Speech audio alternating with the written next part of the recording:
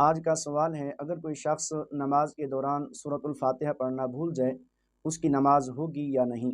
اس کے لیے شریعت کا کیا حکم ہے؟ دیکھیں، نماز کے جتنے بھی واجبات ہیں، ان واجبات میں سے ایک واجب یہ بھی ہے کہ نماز میں سورۃ الفاتحہ کی تلاوت کرنا، یعنی مکمل سورۃ الفاتحہ پڑھنا نماز کا واجب ہے۔ اگر کوئی شخص نماز کے دوران سورۃ الفاتحہ پڑھنا بھول جاتا ہے یا اسی طرح سورۃ الفاتحہ کی 7 آیتوں میں سے ایک آیت چھوڑ دیتا ہے تو اس پر سجدہ سہو واجب ہو جاتا ہے۔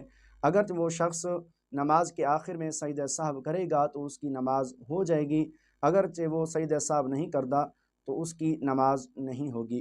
تو لہٰذا اگر کوئی شخص نماز کے دوران سورۃ الفاتحہ پڑھنا بھول جاتا ہے تو اس پر سجدہ سہو واجب ہو جاتا ہے۔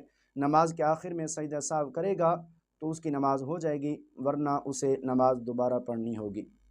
آج کا سوال ہے، اگر کوئی شخص نماز کے دوران سورۃ الفاتحہ پڑھنا بھول جائے، اس کی نماز ہوگی یا نہیں؟ اس کے لیے شریعت کا کیا حکم ہے؟ دیکھیں، نماز کے جتنے بھی واجبات ہیں، ان واجبات میں سے ایک واجب یہ بھی ہے کہ نماز میں سورۃ الفاتحہ کی تلاوت کرنا، یعنی مکمل سورۃ الفاتحہ پڑھنا نماز کا واجب ہے۔ اگر کوئی شخص نماز کے دوران سورۃ الفاتحہ پڑھنا بھول جاتا ہے یا اسی طرح سورۃ الفاتحہ کی 7 آیتوں میں سے ایک آیت چھوڑ دیتا ہے تو اس پر سجدہ سہو واجب ہو جاتا ہے۔ اگرچہ وہ شخص نماز کے آخر میں سجدہ سہو کرے گا تو اس کی نماز ہو جائے گی، اگرچہ وہ سجدہ سہو نہیں کرتا تو اس کی نماز نہیں ہوگی۔ تو لہٰذا اگر کوئی شخص نماز کے دوران سورۃ الفاتحہ پڑھنا بھول جاتا ہے تو اس پر سجدہ سہو واجب ہو جاتا ہے۔